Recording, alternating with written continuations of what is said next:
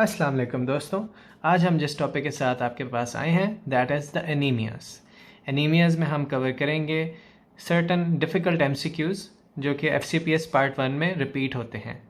उनमें हम डिस्कस करेंगे iron deficiency anaemia, the megaloblastic anaemia, the thalassaemia and of course the anaemia of chronic disease. Video को start करने से पहले अगर आपने चैनल को सब्सक्राइब नहीं किया तो hit the bell icon and subscribe to the channel because more and more study videos are coming every day related to FCPS part 1 on my channel. So stay tuned. तो अपना first MCQ start करते हैं which is a case scenario of iron deficiency anemia. अब iron deficiency anaemia का whole scenario जो है narrate करने के बजाय मैंने सिंपल बुलेट पॉइंट्स में जो इम्पोर्टेंट चीज़ें हैं which you need to keep in mind while reading the scenario वो मैंने इधर नोट डाउन कर दी हैं हर सिनेरियो के लिए। ठीक है, तो जो फर्स्ट सिनेरियो हमारे पास है that is a case scenario of iron deficiency anaemia. Now what you need to look for in a case of iron deficiency anaemia, first of all the HP. आप सिनेरियो पढ़ेंगे और देखेंगे कि iron deficiency anaemia के patient में जो है first of all HP पे आपकी नज़र जानी चाहिए विच विल बी लो। ठीक है, the lower limit of normal is 12 and to some extent 11। ठीक है, तो 12 से अगर कम हो 9 तक आपको नज़र आए या कोई भी 12 से कम वैल्यू तो वो एचपी लोअर साइड पे इंडिकेट होगा। नेक्स्ट आपने जाना है एमसीवी पे। अब एमसीवी की नॉर्मल वैल्यू जो होती है दैट इज़ बिटवीन 80 to 100। अब 80 से 100 के रेंज से अगर कम होगा तो that will indicate some microcytic anaemia. अब माइक्रोसिटिक एनीमिया में हमारे पास 2 एनीमियाज आ जाते हैं। First of all the iron deficiency anaemia on the top of the list and secondly the thalassaemia. Thalassaemia का हम सेकेंड सिनेरियो ये वाला डिस्कस करेंगे। तो आपने देखा कि एचपी पर्सन की कम थी 12 से कम। ठीक है, और उसके बाद आपकी एमसीवी पे नज़र गई तो एमसीवी भी 80 से कम था, 65 है। तो ये जो केस सिनेरियो है ये माइक्रोसिटिक एनीमिया की तरफ जा रहा है। तो अब इसमें आपने देखना है कि या ये आयरन डेफिशिएंसी है या थैलेसीमिया है।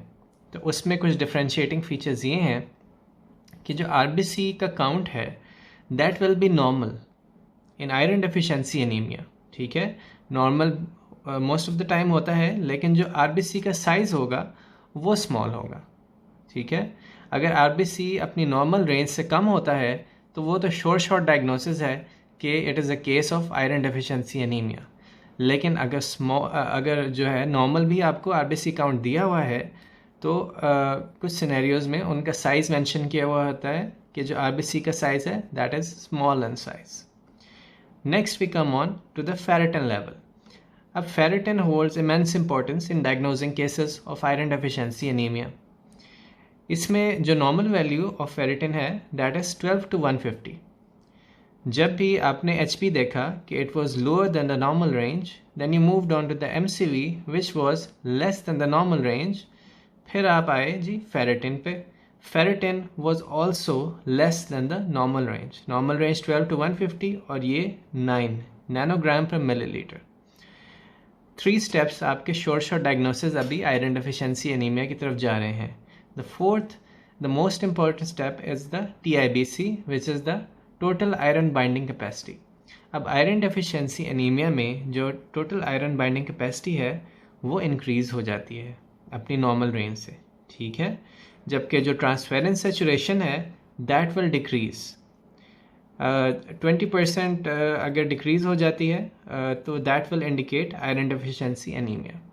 तो ये 4 to 5 पॉइंट्स हैं which you need to keep in mind. First of all, the HB lower than the normal, MCV lower than the normal, the RBCs, if they are normal, they will be smaller in size, then the ferritin level will be lesser than the normal range of 12 to 150, the total iron binding capacity will be increased, and the transference saturation will be decreased by 20%.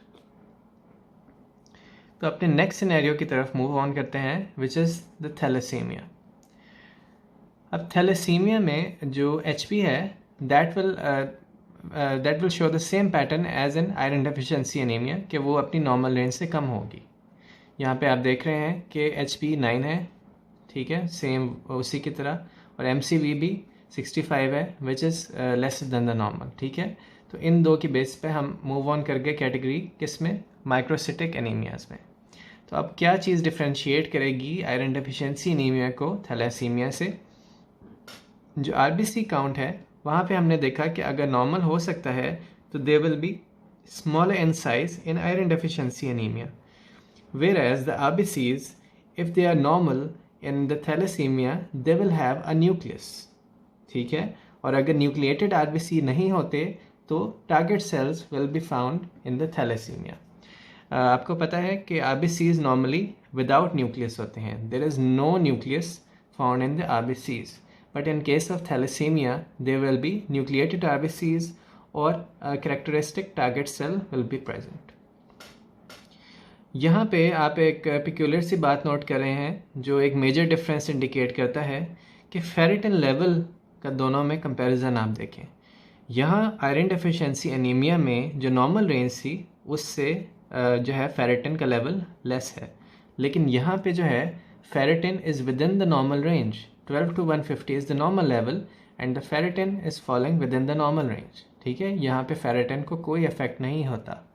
तो यहाँ पे जहाँ तक हमारे पास microcytic anaemia की picture आ रही थी तो उस केस सिनेरियो को मूव ऑन करते हुए हम देख रहे हैं कि ferritin is in the normal range.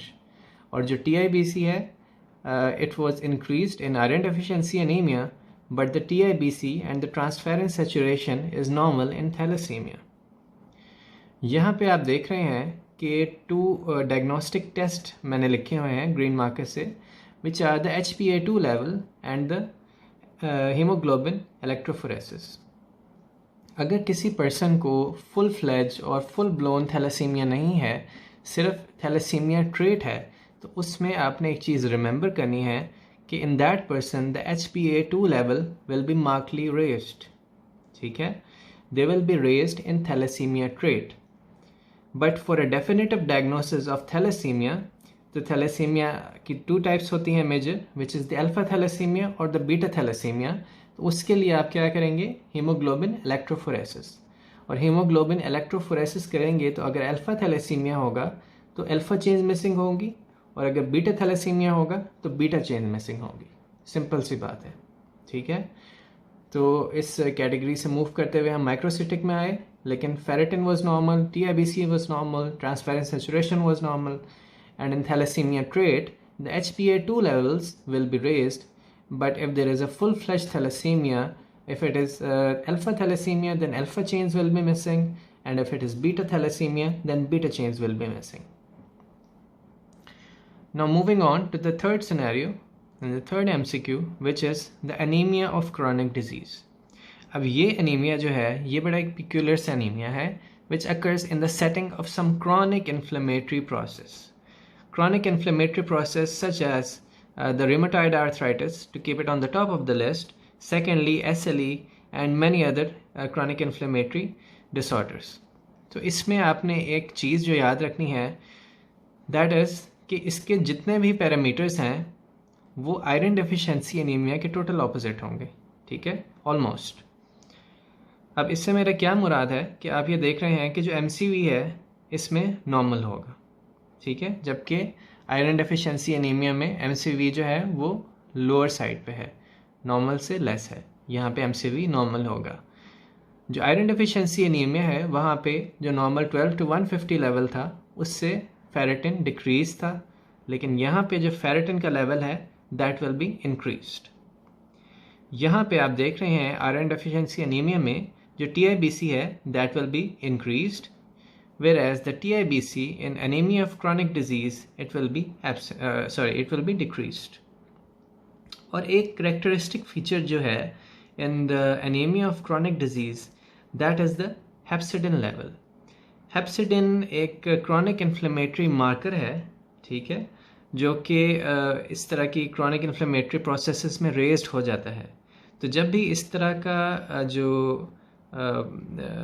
कोई प्रोसेस होगा, इन्फ्लेमेटरी प्रोसेस, जिसमें कि एनीमिया की पिक्चर आ रही होगी, first of all the history of the patient is a short diagnosis कि इस सेटिंग में अगर उसे एनीमिया हो रहा है तो ये 80 to 90% चांस है कि that is anaemia of chronic disease, ठीक है, regardless of any other parameters उसकी हिस्ट्री पे ही आप कर सकते हैं सारा डायग्नोसिस। लेकिन अगर पैरामीटर्स पे जाएं तो MCV normal, ferritin normal, TIBC decreased और हेप्सिडिन एक ऐसा प्रोडक्ट है जो कि if raised that leads to the inability to absorb iron. ठीक है, अगर हेप्सिडिन रेज होता है तो that leads to the excretion of iron from the body, that leads to the inability of the body to absorb iron. तो इसकी वजह से जब हेप्सिडिन रेज होगा that will eventually lead to anemia and the whole picture will be given a name of anemia of chronic disease. Last and foremost MCQ is the megaloblastic anemia. अब megaloblastic anemia में हमारे पास जो है picture, अब वो आप देख रहे हैं कि यहाँ पे जो HP है दैट इज़ डिक्रीज्ड। ठीक है, HP ने तो डिक्रीज होना ही होना है क्योंकि वो एनीमिया है। लेकिन यहाँ पे जो MCV है that will be increased. 80 to 100 is the normal limit, तो 100 से ज़्यादा हो जाएगा तो that will indicate megaloblastic anaemia. यहाँ तक मोस्टली चीज़ें सिंपल हैं and people don't forget this thing कि जो है माइक्रोसिटिक एनीमिया उसमें 80 से कम होगा, जबकि जो मैक्रोसिटिक एनीमिया है उसमें 100 से ज़्यादा होगा। अब इसके बाद जो डायग्नोसिस है उसमें थोड़ा टफ हो जाता है कि पॉसिबिलिटीज़ क्या क्या हो सकती हैं हमारे पास मेगालोब्लास्टिक एनीमिया में। First of all, on the top of the list and the most common, sorry not the most common but to keep it on the top of the list because ये एक इंतहाई इसकी ज़्यादा clinical significance है, तो that will be the vitamin B12 deficiency. Second of all, the second possibility is the folic acid deficiency, and third the possibility is orotic aciduria. Orotic aciduria एक genetic disorder है which if a child acquires, तो child को जो है megaloblastic anemia के साथ वो एक पिक्चर प्रेजेंट करेगा।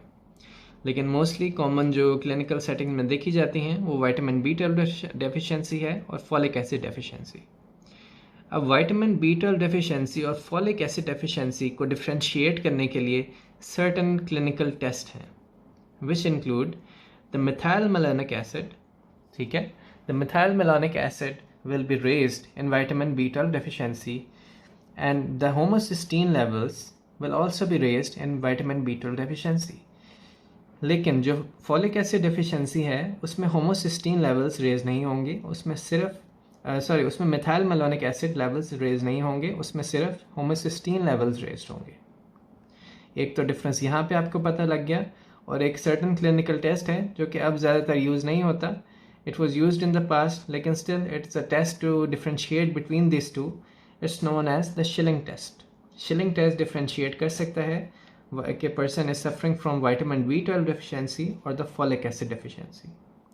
And of course if a child has orotic aciduria, तो orotic aciduria में there will be the excretion of orotic acid in the urine of the child.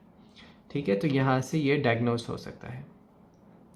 I think which I forgot to tell you कि certain जो है MCQs उसमें एक आपके पास scenario आएगा। यहाँ आप ऑरेंज बुलेट बॉक्स में देख रहे हैं, मैंने लिखा हुआ है प्रेग्नेंट फीमेल सिनेरियो। अब प्रेग्नेंट फीमेल सिनेरियो एक इम्पॉर्टेंट MCQ है जो कि FCPS पार्ट 1 में अगेन एंड अगेन रिपीट होता है, थैलेसीमिया ट्रेट का। ठीक है, तो इसमें इस तरह का MCQ आएगा कि a pregnant female who is having pallor, और उसके आपको सर्टन पैरामीटर्स दिए हुए होंगे। ठीक है, CBC के पैरामीटर्स दिए हुए होंगे। फॉर एग्जांपल इसी को ले लेते हैं कि प्रेग्नेंट फीमेल जिसका HP 9 था और MCV 65 था और फेरेटिन 100 था। ठीक है, अब क्वेश्चन में आपको कंफ्यूज करने के लिए ये लिखा होगा कि the pregnant female was given iron tablets, ठीक है, and was given blood transfusions but her anaemia failed to recover. ठीक है, जो एनीमिया उस फीमेल का था वो रिकवर नहीं हुआ। तो अगर इस तरह की सिचुएशन हो कि आयरन देने के बावजूद एनीमिया करेक्ट ना हो और फेरेटिन जो हो वो अपर लिमिट में हो, मतलब नॉर्मल रेंज में हो, डिक्रीज ना हो, तो that gives an indication that it is a case of thalassaemia trait, not full flash thalassaemia but thalassaemia trait. ठीक है, ये आपको बात याद रखनी है। तो थैलेसीमिया ट्रेट जो है उसको आपने फिर क्लिक करना है ऑप्शंस में। तो दैट्स इट फॉर नाउ.